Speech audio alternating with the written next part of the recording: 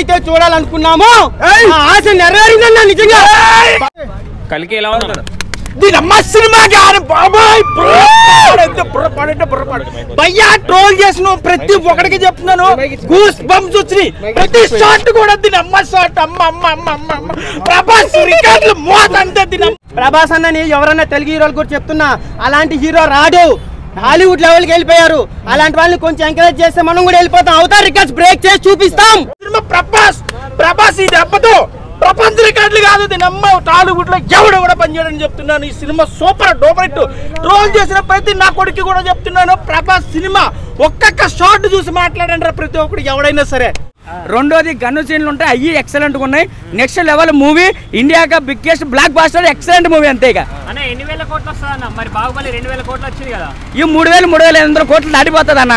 First రోజు already జనాలు cinema theatre లో సీట్లు సరిపోక కుర్చీలు వేసుకొని కూర్చుంటున్నారు అన్న. డైరెక్షన్ ఎలా అనిపించింది అన్న? డైరెక్షన్ నెక్స్ట్ లెవెల్ అన్న.